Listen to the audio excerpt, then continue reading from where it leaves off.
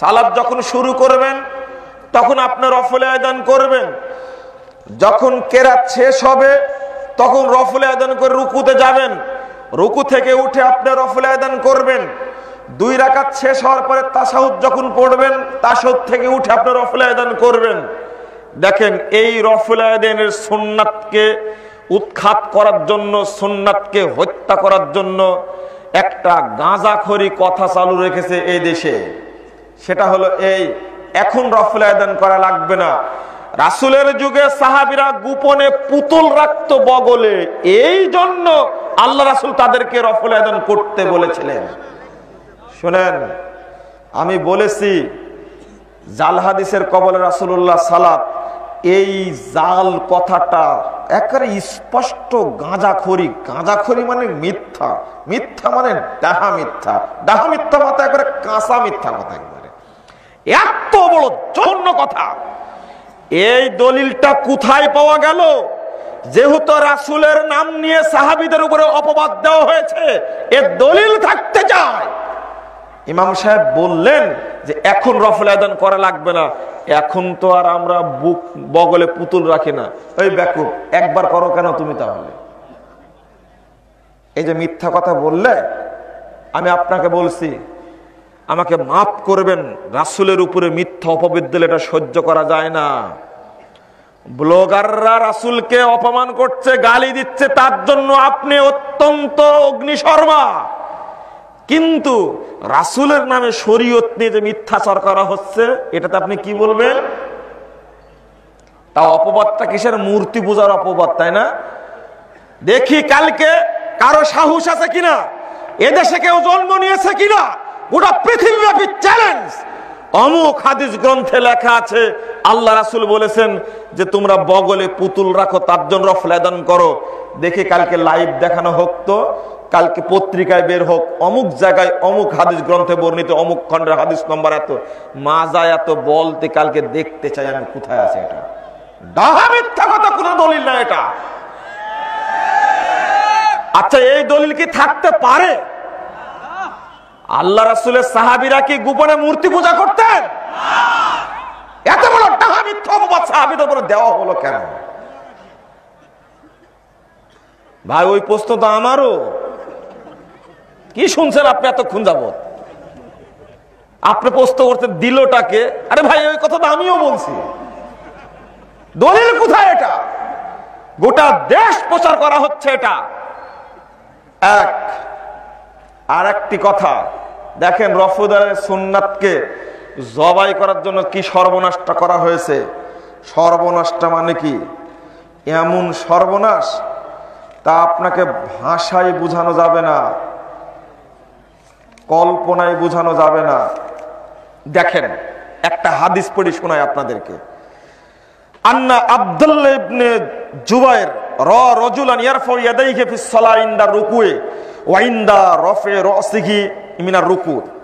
আব্দুল্লাহ ইবনে জুবাইর রাদিয়াল্লাহু আনহু দেখলেন একজন ব্যক্তিকে সালাতে রফুল আযান করতে, রুকুতে যাওয়ার সময়, রুকু থেকে ওঠার সময়।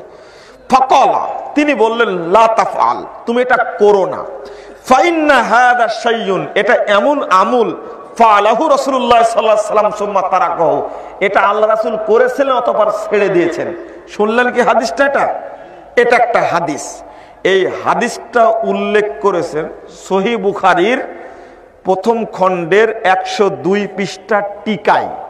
মূল কথা টিকা বুঝেন তো, ব্যাখ্যা এবং টিকা আছে না, টিকায় মূল হাদিস গ্রন্থ যেটা বুখারী পড়ানো হয় উপমহাদেশে, ভারত, পাকিস্তান, বাংলাদেশের ছাত্ররা পড়ে, লক্ষ লক্ষ ছাত্র শিক্ষক পড়ে, এটা নেওয়া হয়েছে। এই হাদিস দ্বারা কি প্রমাণিত হয়তো বলেন তো? রাসূল আগে করতেন আর পরে করেননি। পেলেন কি দলিল এটা? এ দেখেন, আমি নাম কি এমনি দিয়েছি জাল হাদিসের কবলে রাসূলুল্লাহ সালাত। এই যে আব্দুল্লাহ ইবনে জুবাইরের নামে দলিলটা তৈরি করেছে, হাদিসটা আল্লাহর কসম করে বলছি, আল্লাহর কসম করে বলছি, আল্লাহর কসম করে বলছি, এই দলিলের, এই হাদিসটির ভিত্তি পৃথিবীর কোন হাদিস গ্রন্থে নাই। তৈরি করলো কে? এই কথাটা কেন সহিহ বুখারীর টিকায় উল্লেখ করা হলো? 102 পৃষ্ঠার মধ্যে ইমাম বুখারী 5টি রফুল আয়দানের হাদিস বর্ণনা করেছেন। কয়টি? 5টি। এই 5টি হাদিসকে হত্যা করার জন্য আব্দুল্লাহ ইবনে জুবাইরের নামে এই মিথ্যা হাদিসটা তৈরি করেছে। আরে ভাই, জাল হাদিস হলে তো বলতাম যে সনদটা জাল। এটা যে মানুষ তৈরি করলো এই যুগে, ডাহা মিথ্যা কথা। এটা একটা কোন দলিল নাই। আজও বলতে পারেনি আব্দুল্লাহ বিন জুবাইরের দলিলটা কোথায় পাওয়া গেল, আজও নাই। শুধু আমার কথা নয়, মুয়াত্তা মুহাম্মদ, ইমাম আবু হানিফার 2 জন শ্রেষ্ঠ ছাত্র, ইমাম ইউসুফ, ইমাম মুহাম্মদ রহিমাহুল্লাহর একটা গ্রন্থ মুয়াত্তা মুহাম্মদ, হাদিসের গ্রন্থ। ওই গ্রন্থের টিকা করতে গিয়ে ডক্টর তাকিউদ্দিন একটা কথা উল্লেখ করছেন। আমি যে বললাম আমার কথার পক্ষে একটা দলিল নেন। তাকিউদ্দিন বলছেন যে লাকিন্না হাদাল আসার, তবে এই আসারটা লাম ইয়াজিদুহুল মুখাররিজুনাল মুহাদ্দিসুনা মুসনাদান ফি কুতুবিল হাদিস।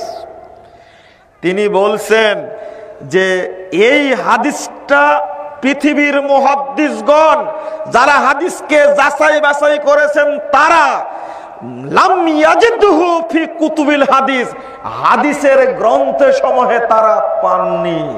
মুহাদ্দিসগণই হাদিসটা পাননি। তাহলে এই হাদিসটা কিভাবে তৈরি করা হলো? এটাই মুজাফফরের দোষ। কারণ ইঞ্জিনিয়ারকে তো ফাঁকি দিবেন না, ইঞ্জিনিয়ার তো বেতন আপনাকে দেয়, আপনার বেতন দেয় ইঞ্জিনিয়ার। ডাক্তারকে তো ফাঁকি দিতে পারবেন না। এই ডাক্তারের হাতে এই ফরমালিন চিনার মেশিনটা আছে।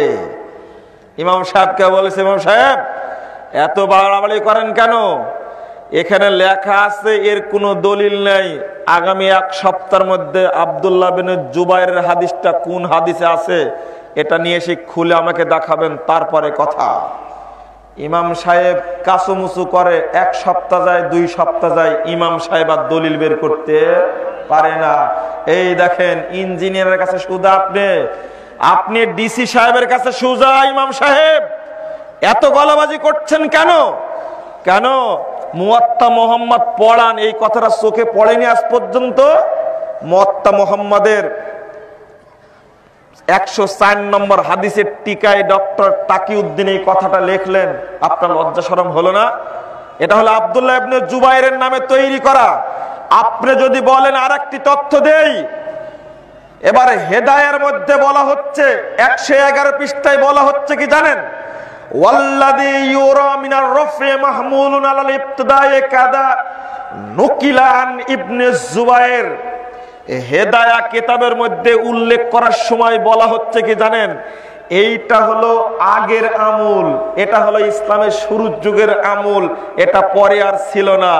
কাদা নুকিলা আন ইবনে জুবাইর, যেমন ইবনে জুবাইরের হাদিস থেকে প্রমাণিত হয়েছে। নাউজুবিল্লাহ, এই জাল কথা দ্বারা দলিল নিলেন হেদায়ার লেখক 111 পৃষ্ঠায় উল্লেখ করেছে। আর কি এই হাদিসকে ঠেকানো যাবে? আর ঠেকানো যায় কি করে? একদিকে তৈরি করা বর্ণনা, কোনো দলিল, কোনো হাদিস গ্রন্থে নেই। আর একদিকে এটা তুলে ধরা হলো হেদায়ার ভিতরে। এই তো চলছে আজ পর্যন্ত আব্দুল্লাহ বিন জুবাইরের বর্ণনা। এই জাল বর্ণনা দ্বারা রফুল আদাইনের 400 হাদিসকে খতম করা হলো। 400 হাদিসকে। সহিহ বুখারীতে 5টি, সহিহ মুসলিমে 5টি, আবু দাউদে 16টি, নাসাইতে 13টি, ইবনু মাজাতে আসছে 11টি, তিরমিজিতে আসছে 1টি। শুধু কুতুবে সিত্তার মধ্যেই 51টি সহিহ হাদিস বর্ণিত হয়েছে রফুল আদাইনের পক্ষে। 400 হাদিস বর্ণিত হয়েছে। আর আজকে ওই হাদিসটা নষ্ট হলো কি করে? আপনাকে আরেকটা দলিল দেই। আবু দাউদের 109 পৃষ্ঠা খুলুন, একটা জয়ীফ হাদিস যেখানে বর্ণিত হয়েছে আব্দুল্লাহ ইবনে মাসউদ রাদিয়াল্লাহু আনহু সালাত শিক্ষা দিচ্ছিলেন। সালাত শিক্ষা দিতে গিয়ে তিনি দেখেন আরেকটা জালিয়াতি লক্ষ্য করুন, আরেকটি জালিয়াতি। আব্দুল্লাহ ইবনে মাসউদ রাদিয়াল্লাহু আনহু সালাত শিক্ষা দিচ্ছিলেন। সালাত শিক্ষা দেওয়ার সময় একবার রফুল আযান করলেন, করার পরে তিনি সালাত শিক্ষা দিলেন। এই হাদিসটি ইমাম আবু দাউদ বর্ণনা করার পরে বলছেন হাদা হাদিসুন মুখতাসারুন মিন হাদিসিন তাবিলিন ওয়া হুয়া লাইসা হুয়া বিসহিহিন। ইমাম আবু দাউদ বলছেন এই হাদিসটা সংক্ষিপ্ত রূপ, বড় হাদিসের সংক্ষিপ্ত রূপ। ওয়া লাইসা হুয়া বিসহিহিন, এই হাদিস সহিহ নয়। কে বললেন এটা? ইমাম আবু দাউদ বললেন। আশ্চর্যজনক ব্যাপার হলো, হতবাক হওয়ার ব্যাপার হলো, আপনি আবু দাউদ নিয়ে আসেন, এখন যদি বাড়িতে কারো থাকে 109 পৃষ্ঠা খুলুন, হাদিসটা আছে, কিন্তু এই আবু দাউদের হাদিস সম্পর্কে ইমাম আবু দাউদ যে মন্তব্যটা করলেন, একবার রফল আদানের হাদিস সম্পর্কে যে ইমাম আবু দাউদ মন্তব্যটা করলেন, এই মন্তব্যটুকু উপমহাদেশের ছাপা আবু দাউদের মধ্যে নেই, নাই। নিয়ে আসেন আপনি।